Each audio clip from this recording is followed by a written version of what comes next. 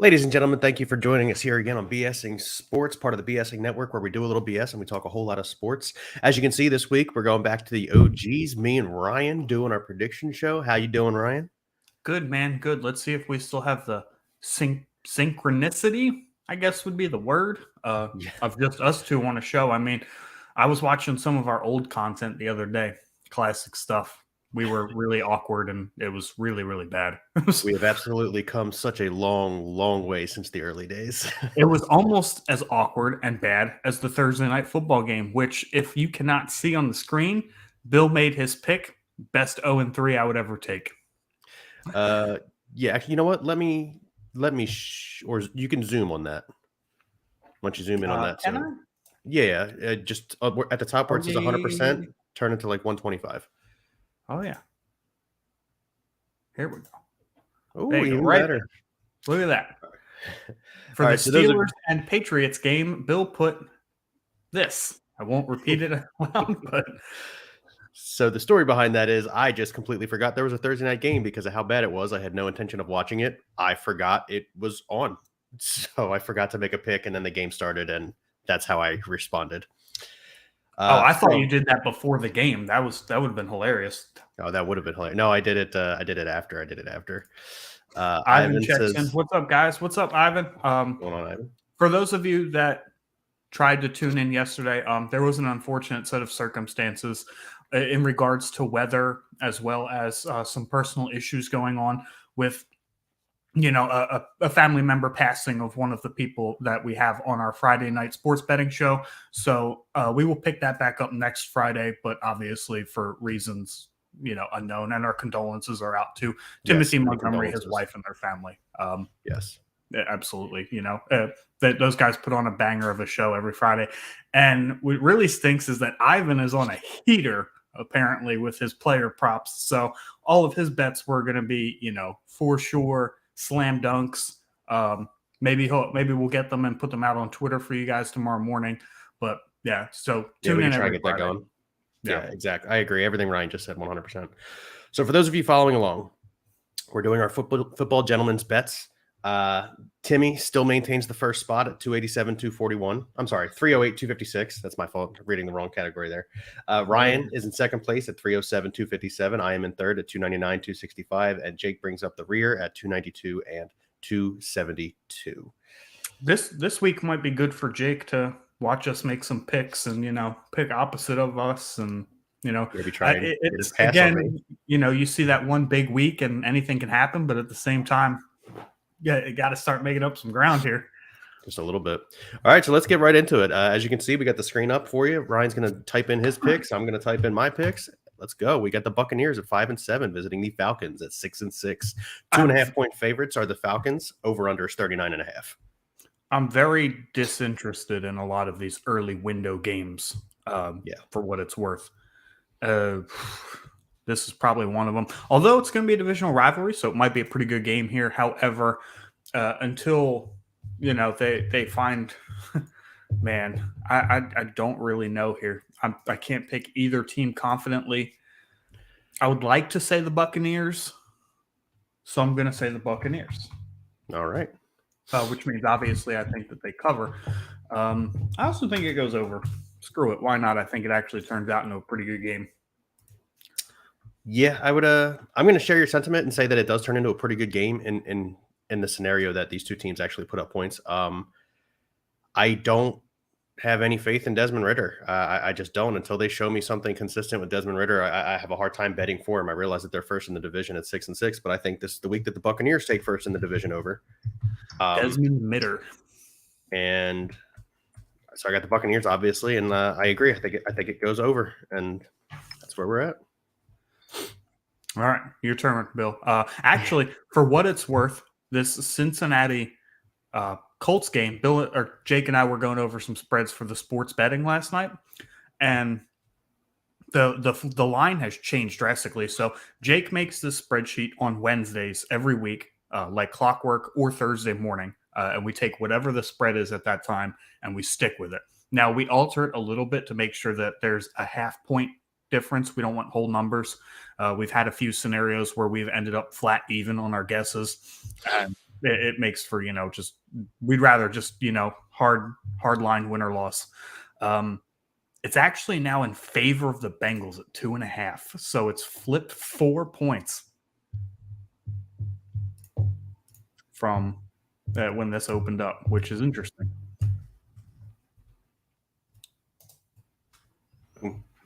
Just like that, I fixed it. Colts at 7-5 visiting the Bengals. No, you can't fix it. We don't edit stuff. We go off of what the document has. Oh, I thought you had edited it in the doc. That's my apologies. No. We don't edit it. I just think that it's an interesting tidbit that all the money is being placed in favor of Cincinnati right now.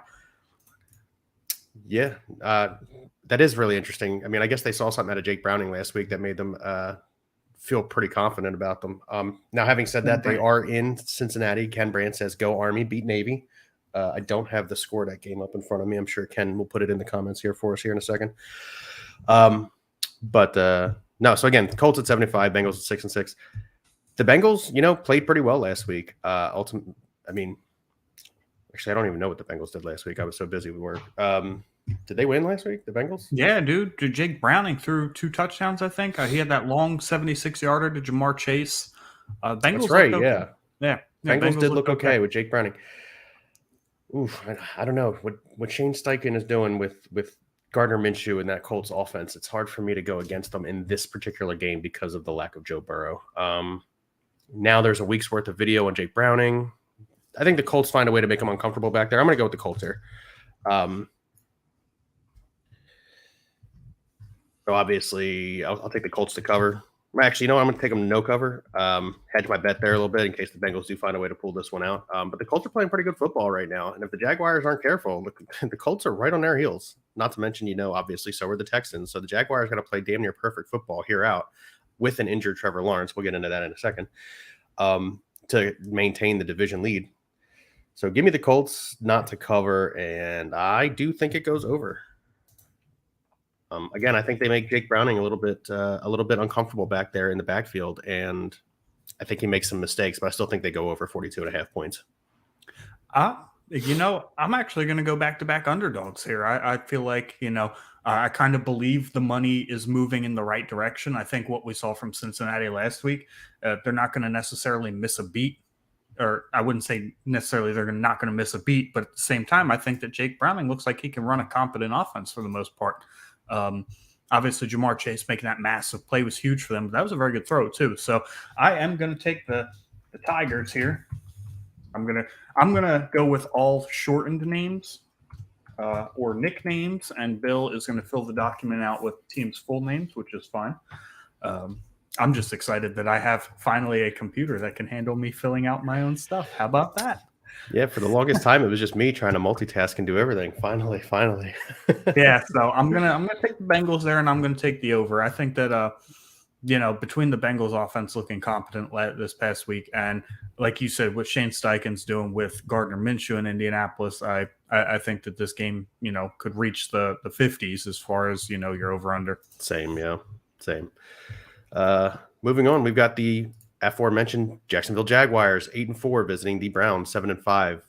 3.5-point favorites are the Jaguars, even though Trevor Lawrence is So this is the change up. This is kind of the thing of making the chart on Wednesdays or Thursdays where it was Trevor Lawrence wasn't looking very likely to play. Now it's looking like he is likely to play. So I think that this is going to be a fairly easy, at least spread covering and over under for the both of us. But with Trevor Lawrence on the field, I've got the Jaguars to win.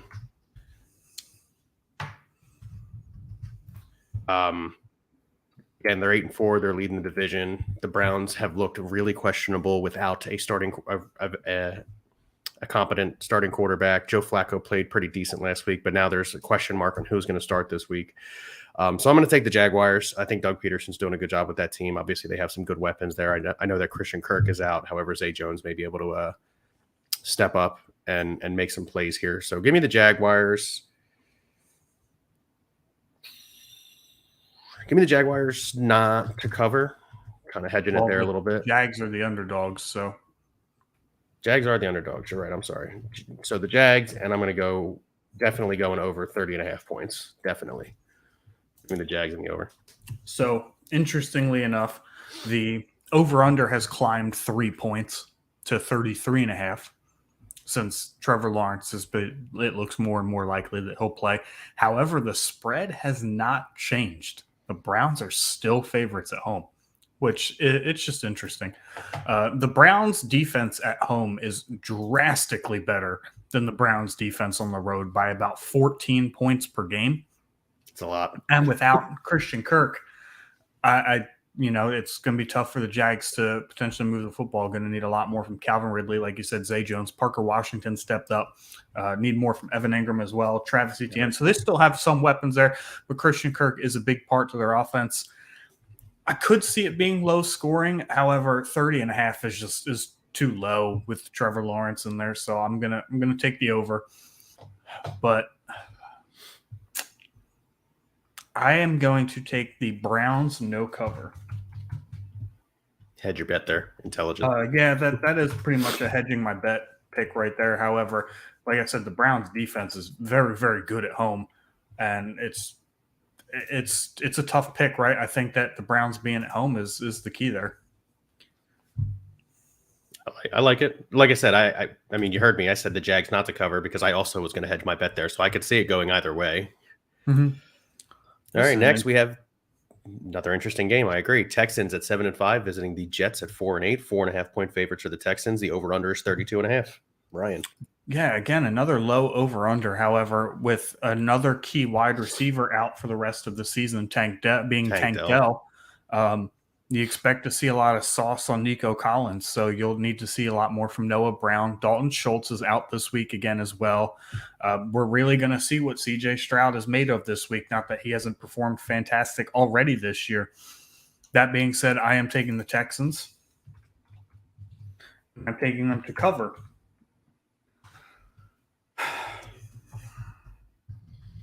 I'll take the under. I know it's such a low over-under number, but it's the Texans, missing one of the biggest pieces of their offense this year. CJ Stroud going up against a Jets defense that is a very good defense, very limiting to opposing offenses. And then on the other side of the ball, you have Zach Wilson, who is taking the reins back for the Jets offense, despite the reports, that he didn't want the job back. Aaron Rodgers was pushing him, nudging him to say, hey, go get your reps in. I don't necessarily blame him for not wanting to take the job back behind that offensive line, but at the same time, I agree. I think he needs to get his reps in. However, I just don't have any faith in the offense for the Jets. So give me the Texans like 17-10, somewhere in that neighborhood. I also have a 6 or 7 point victory from the Texans. I'm also taking the under because I also think it will be a 16-10 game. I think probably the first or second drive for the Jets looks really promising, and they go down the field, they get a touchdown. Everybody thinks the world of them, and then DeMeco Ryans' defense shuts them down the rest of the game, and that's essentially how I think the Jets game goes. The Jets offense game plan goes. Now on the defensive side of the ball, the Jets are still pretty good, very good even, and I think they do a lot of things that are going to make CJ Stroud uncomfortable, so they don't get this high flying offense going that the Texans usually have going.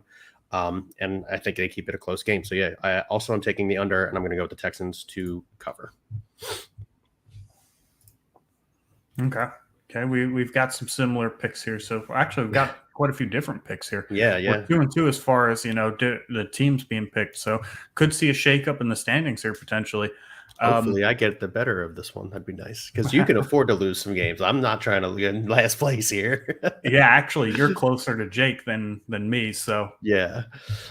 Next game, we got the Rams at 6-6 visiting the Ravens at 9-3. 7.5 point favorites of the Ravens. Over under is 40.5. Ryan, you get to go on this one as well.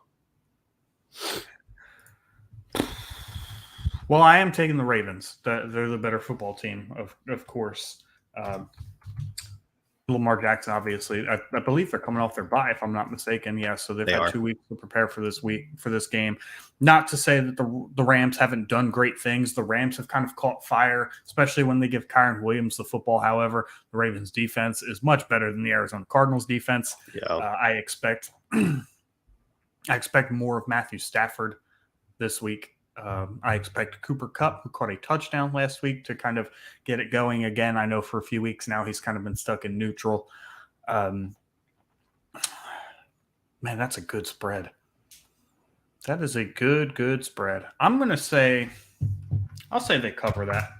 I know that I just kind of talked up the Rams offense, but truthfully, I think they play a lot in garbage time. I think the Ravens, it's 7 to 10 points right there. So I'm going to take the over as well. Okay. I am going to take the Ravens not to cover the 7.5-point spread. I think they only win by 7, and I realize that's a fine line that I'm walking. But I'm taking them not to cover the 7.5-point spread. I also am going with the over here as well. I think that these are two offenses. The Rams, specifically the last few weeks, have finally started to come back around, look more competent like they did a couple years ago with Matthew Stafford at the helm. And like Ryan said, I think Cooper Kupp gets it going. And then, obviously we all know how dangerous he can be playing out of the slot position. So I think the Rams put up points. It's just that the Ravens come out on top because the Ravens are, as Ryan said, the better of the two football teams, especially on paper. And then, the eye test, the Ravens just look better. The Ravens look like one of those teams that are going to be really, really tough to beat down the stretch here. So, yeah, give me the Ravens not to cover and the over.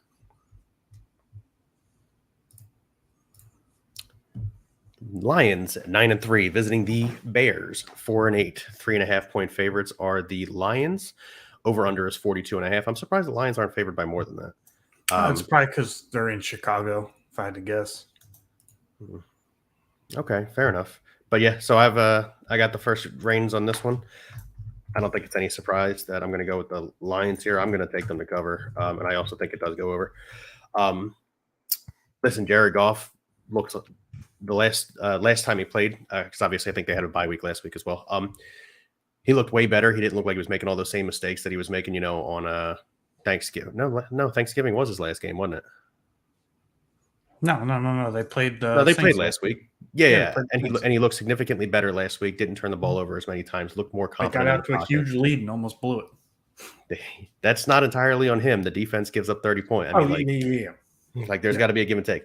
No, so I'm going to take Jared Goff and the Lions offense to just absolutely put this Bears team out to pasture, and then the defense to hold up. Obviously, I know Justin Fields is starting to look a little bit better and a little bit better and a little bit better, but he's still not very high on my radar. I've been saying this for 2 years now. It's like a broken record. I'm just not super high on Justin Fields. And the Bears don't have a ton of offensive weapons outside of DJ Moore. So I'm going with the Lions to cover and the over. The Lions' pass defense has looked more and more suspect in recent weeks, so I expect this game to go over, despite the fact that Bill alluded to Justin Fields' struggles. Since Justin Fields' week 4, though, he has absolutely turned around his passing metrics. I think he looks a lot better than people tend to give him credit for. I think that the jury's just kind of out on him at this point, and I think people just won't. Not a shot at you, Bill. I think generally people are just out on Justin Fields, and people can't change their opinions about him anymore, which is fine. But I expect this to be a close divisional shootout. I think the Lions ultimately the better football team, the more sound football team. So I'm taking them to win. However, I'm not taking them to cover. They have struggled defensively in recent weeks. Like I said, Jared Goff finally looked like he was getting back into form last week with a solid start, and they almost crumbled it on the road against New Orleans. So playing in Chicago in December is a little bit different. So I'm not taking the Lions to cover this one. That's fair. For what it's worth, it's not like it's a new thing for me to say that I don't like Justin Fields. I've been saying it since he came out of college, since we've been doing the show. I've been very, very adamant that I just didn't think he was going to be a really good NFL quarterback. And right now he's done nothing to tell me anything otherwise. So, yeah, I can hear you, but you can be quiet. So the next game, we have the Panthers at 1-11 visiting the Saints at 5-7. 5.5-point favorites are the Saints. Over under is 37.5. I get the first reins on this one as well. Going with the Saints not to cover and the under. Until the Panthers win consistently, I'm not taking the Panthers, cut and dry. So give me the Saints. Yeah, I mean, that's pretty short, sweet, straight to the point. I'm actually going to take the same thing here. My only question with this game is I wonder who the Saints hate more, Derek Carr or Jameis Winston, because David Carr, Derek Carr's brother, alluded to the fact that the Eagles should bench Jalen Hurts in favor of Marcus Mariota until Jalen Hurts gets fully healthy, and that his injuries are causing him to struggle to read defenses and affecting his performance. Why didn't he say that about his brother? Because it looks like the Saints just want him to go out there and get steamrolled. I mean, we're talking about a new injury every week. It was concussion, it was right shoulder, it was ribs this week, and he's expected to play. So I think that, maybe David Carr should worry about his own family before he goes out talking about Jalen Hurts, who actually didn't play his best game, but he's certainly, head and shoulders above Derek Carr. I mean, what the Saints are doing, either they really, really hate Jameis Winston that much, or they are trying to squeeze every penny out of that Derek Carr contract. I don't know what's going on. I feel like the Derek Carr probably should take a week to get healthy, but hey, I'm not on the Saints franchise, so. Yeah, that checks out. We'll get into it with the Eagles, but I talked the other night on I talked the other night on my podcast with Kyle about how Jalen Hurts, he made a bunch of mental errors, but statistically he didn't look terrible. 296 passing yards, 2 total touchdowns. Like, that's very Jalen Hurts-esque. However, there were just a lot of mental mistakes, like standing in the pocket for years and years and years and not throwing the football. That was crazy. Anyway, let's hold off on the Eagles talk until the Eagles game. We have the Vikings at 6-6 visiting the Raiders at 5-7. What a game this is not going to be. 3.5 point favorites are the Vikings. Over under is 40.5. Yeah, I said that exactly the way I wanted to. 40.5. You get to go on this one. Can I forfeit my right to go first on this one? I'm going to take the Vikings, I guess. Josh Jacobs, the hero story, kind of seems to have fallen off the rails a little bit. His play's just been okay the last few weeks, I guess. However, he does gain back one Justin Jefferson this week, so that'll be huge for the Vikings offense, which is exactly why I'm taking them to cover, and I am taking the under.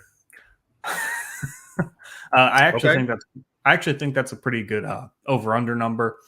27 or 24-17, kind of what I was thinking there, truthfully. However, I just don't have any faith in the Raiders offense to score points. And if Jake were here, he'd say, fuck the Raiders. So that's what we're going with. So you will see that I also have taken the Vikings. I have taken them not to cover. However, I think it is in fact a 3-point game. And I'm also going with the under. Justin Jefferson makes a big difference. And if he wasn't playing, I may have taken the Raiders in this game. I'm not going to lie to you because it's in Vegas. But because Jefferson is playing, that opens up an entire half of the field for Dobbs to try and find something and make something happen. So give me the Vikings not to cover and the under on this one. Yeah, for sure. I also get the next game. You do. The Seahawks at 6-6 are visiting the Niners at 9-3. 10.5 point favorites are the Niners. Over under is 46.5. I think the over under. I'm thinking the 10.5 still ain't enough. It's funny because the 10.5 has moved to 11 last time I checked, which was last night. But I am taking the 49ers. Of course, they are I've said it for some time, they're the best roster in football when they're healthy. I'm taking them not to cover, though.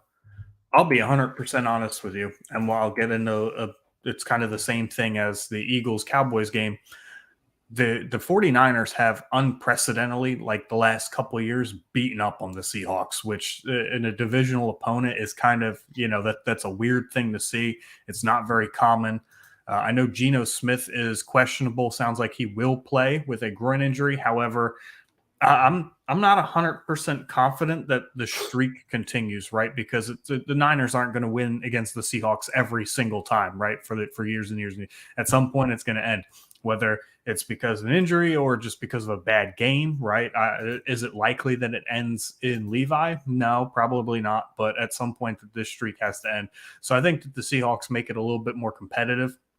I think it's close. I think that the 49ers should be on upset alert, coming off a huge win in Philadelphia. They've got Baltimore going down the line in a couple weeks. This is potentially a trap game. So I'm almost hedging my bet by saying no cover, but I think it's at least competitive. And I'm going to take the over here. I think that both offenses, can move the football. We obviously saw the 49ers move the football with ease against the Eagles. So, listen, I'm going to take the same thing as you here. The 49ers not to cover and the over on this one. Like you just, I think it does have the makings of a trap game, especially when you go back and you think about how much they were like pumped to be in Philadelphia and show everybody in the world that they could beat Philadelphia. But then picking under you weirdo. Nice. So I think maybe they are a little bit lackluster. They start out really slow in this game, and the Seahawks get the lead going into halftime, and then the Niners have to fight back to get the victory here. So I am going to go with the Niners here because it doesn't make sense not to go with the Niners. But I agree with you. I believe this is a trap game, especially because it's a division game and all the things that you said about how the Seahawks haven't really been able to put up too much of a fight against them. So I think the Seahawks come out pretty hot and they get on the board kind of like they did last week. And then the Niners have to fight back and win this game. But that's the type of game I think we're gonna see there. Next, we have the Broncos at 6-6 visiting the Chargers at 5-7. 3.5-point favorites are the Chargers. Over under is 43.5. Is that right? The Chargers are favored? Yeah, the Chargers are favored. Okay. Over under is 43.5. This one would be me. Man, I just don't like Staley as a coach. Yeah, I mean, something's got to give there. Yeah, I'm going to go with the Broncos. The late afternoon games, the 4:05, 4:25 kickoff games are significantly more competitive on paper than the early ones. Yeah, I would agree with that. At least better football games, right? Like, look at the over-unders. It starts with the Seahawks and the Niners, right? You've got 46.5, 43.5, then you've got 48.5, then you've got the Eagles-Cowboys on Sunday night at 51.5. So if you have no dog in the fight for the early games, I would not blame you if you decided to mow your lawn, if you decided to go figure out your life, go make some Home Depot trips, whatever you need to do to get some chores done around the house. But yeah, those early games look like they're going to be fairly boring compared to the late afternoon games. I would agree. Listen, I'm taking the Broncos on the road here. Sean Payton's obviously a better coach than Staley. And I'm going to take the over. A little bit surprising even for me because I know that the Broncos aren't super known for putting the ball in the end zone super often. The Chargers have really struggled to do it a lot this season, but I think this is kind of a shootout game in LA. And I just think the Broncos come out victorious. It's not that I'm like super high on anybody specifically on the Broncos. It's just I don't like at all the Chargers head coach, and I think he's going to find a way to lose the game. I just do. Yeah, I mean, that's a very fair assessment, to be honest with you. That's just kind of what the Chargers' MO has been since Brandon Staley took over as coach, or even before that, right, when Anthony Lynn was there in Justin Herbert's rookie year. It was just some teams, like the Eagles, find ways to win football games. Some teams, like the Chargers, find creative ways to lose them. So it just happens to be that way. However, I am taking the Bolts. I'm going the Chargers here at home. I don't think they cover a 3.5-point spread. That is, once again, me kind of hedging my bet. And I also think that it goes over here. I'm not a particular fan of either defense. I know Khalil Mack has had a fantastic season with 15 sacks. Funny story. Did you see that Khalil Mack was almost considering retirement after they blew that 27-point lead against the Jaguars? I did read that, yeah. I mean, how could you not? Yeah, that's got to be one of the most demoralizing losses for players in history. But he decided to stick around, and he's having a fantastic year. So, smart decision by him. Correct. But yeah, I just take the Bolts because they're at home. Honestly, I'm not 100% confident they win, but kind of similar to what I've said already, streaks are made to be broken. I don't think the Broncos are a team built to win out the rest of the year, so it could be a divisional trap game for them. Okay.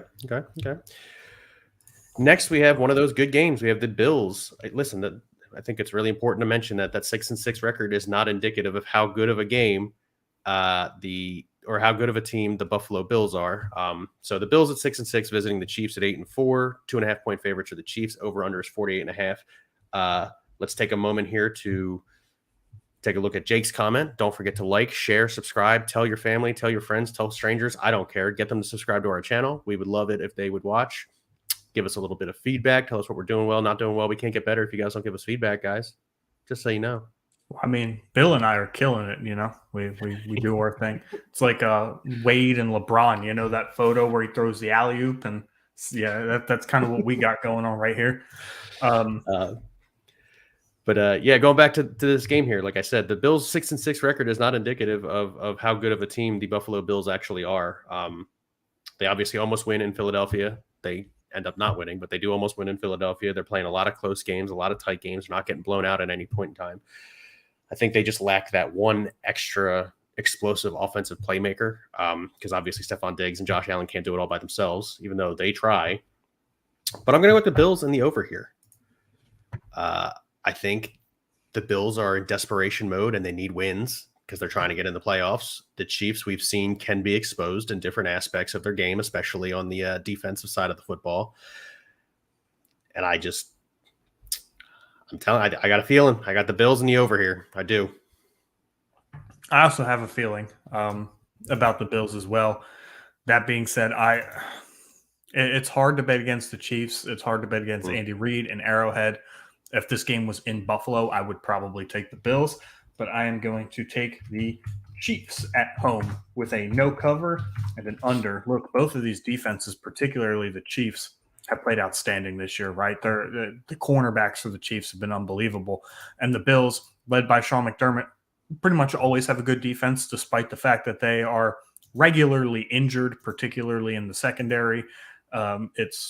It's kind of just been a revolving door of injuries on the defensive side of the football for the Bills this year. That's part of the reason why they're 6-6. However, I just think 48.5 with two at least above average defenses is a little rich for my blood there. So I'm going to take the under. I feel you.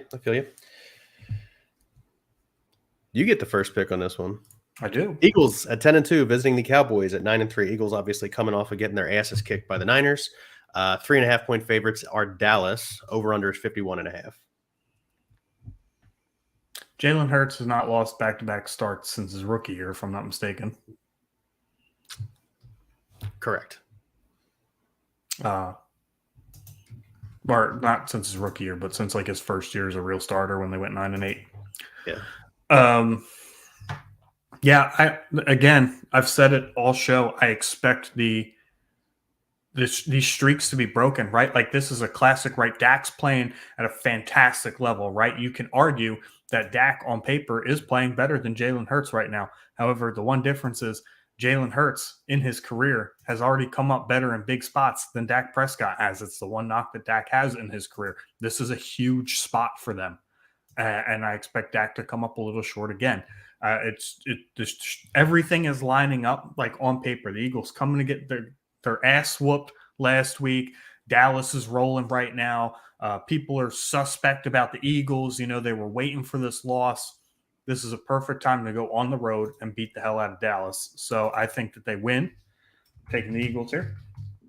And I will also take the over. I think that this ends up being a classic Dallas Eagles shootout. The Eagles haven't won in Dallas in 6 years. They haven't swept Dallas since 2011. So I think that there are too many streaks as far as this game goes that are favoring the Cowboys, and I think that they all end this weekend.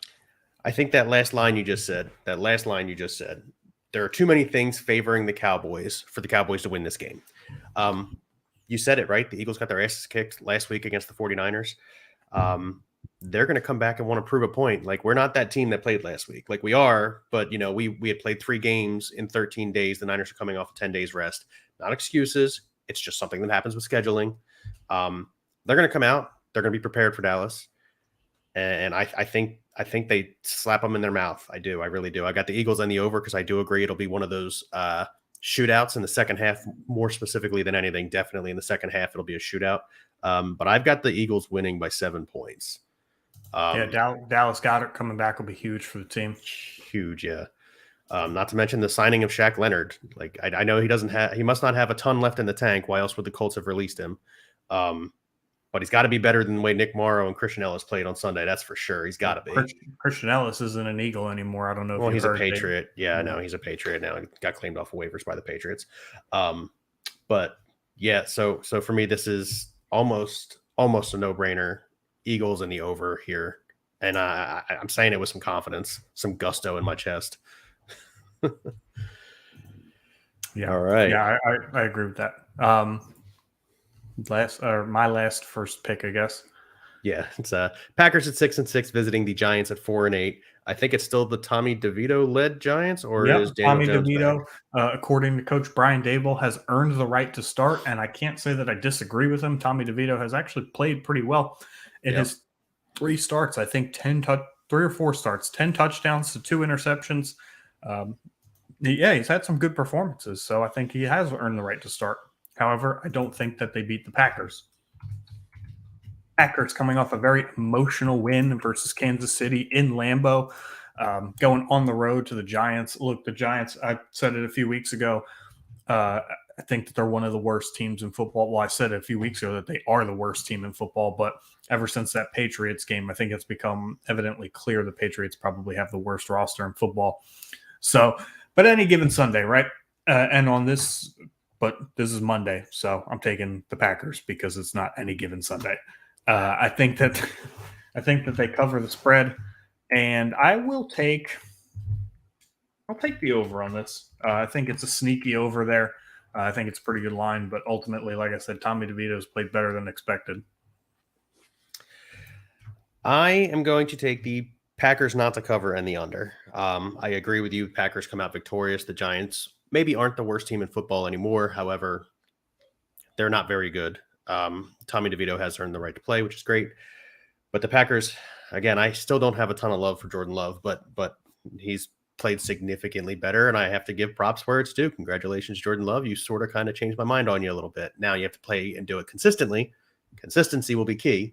But for right now, they're playing good football up there in Green Bay. So give me the Packers not to cover and the under on this one. Last game of the week. Titans at 4-8, visiting the Dolphins at 9-3, 13.5 point. That's a big spread. 13 and it's moved, didn't it? I think it's 14.5 now, isn't it? Over under is 46.5. 13.5 point favorites are the Dolphins. I get to go first here. I'm going to take the Dolphins. I don't think that's a surprise that I'm going to take the Dolphins. I feel like they are due for a letdown game, the Dolphins, that is. And I don't know when it's going to come, but I feel like they're due for a letdown game. I just don't think it's against the Titans here. So give me the Dolphins. 13.5. I'm not taking them to cover that. That's a big spread. Dolphins not to cover, but I will go with the over. I think it ends up being not a shootout per se, because I mean there aren't many teams in the league that can do shootouts with the Miami Dolphins, but I think the Titans are capable of putting up 21 points, 24 points in this game. I just think they get beat somewhere 7 to 10 points in that range. So Dolphins not to cover in the over.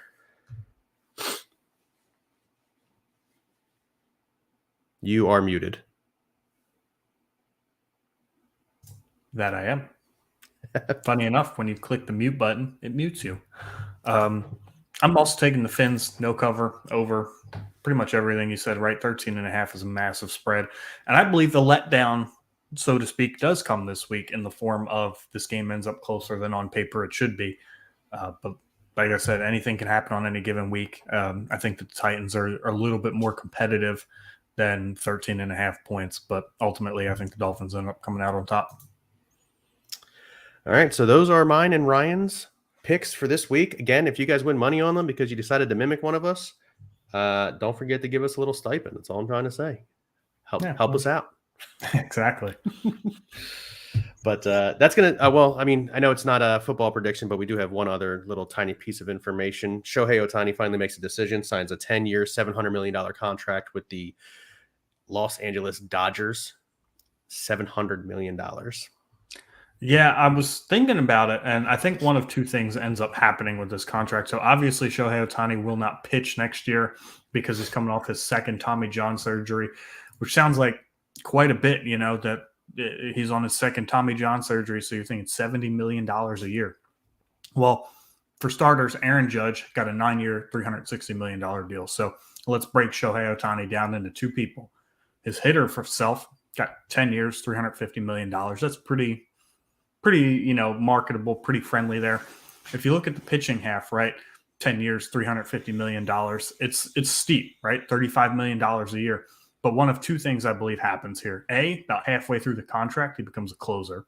And if you look at the closer market right now, Edwin Diaz has it set at about $20 million a year. So if you, for whatever, say 10 years, $200 million of Shohei Ohtani's contract is as a closer, that leaves 10 years, $500 million as a hitter, $50 million a year. A lot of money? Sure. Out of the question? No, not really. Or option B is that at some point he probably starts the year as like a long reliever and gets stretched out into a starter and starts making his actual starts June or later time frame to save his arm. Give him about 15 or 20 starts coming down the stretch. Let him be, healthy going into a playoff run. Instead of taxing him with 30-plus starts a year, especially in the beginning of the season when the Dodgers, who are notoriously deep in their farm system and on their pitching staff, can probably afford to, not pitch him in April and May. They could also run with a 6-man rotation to save his arm a bit too. Like the Dodgers have these types of options. When they signed him, they were not foolish enough to think, well, we're going to have to rely on him every single fifth day because it's already been proven that you can't. The Angels tried it, and here we are, right? 2 Tommy John surgeries in 4 years. So it seems like a lot, but when you break it down the way that I broke it down, I feel like it's not egregious. Plus, markets will be reset in a few years again anyway. You'll see Julio Rodriguez, could probably do 10 years, $50 million. Ronald, I mean, the hitter markets will reset for sure. Pitcher markets will reset. And when you think of Shohei Ohtani as 2 people, I think it's actually going to be an okay, friendly deal. I also read, I didn't get all of the details on it because not all the details have been released yet, but I heard that it was a very team-friendly contract tons and tons of deferrals. So we could potentially see a much richer Bobby Bonilla type scenario. Correct. But obviously, we'll probably get into baseball once the NFL regular season is done, and we'll talk about it a little bit more. Correct. I agree. All right. Well, that is going to do it here for us on BSing Sports, part of the BSing Network, where we do a little BS and we talk a whole lot of sports. Thank you and have a good night.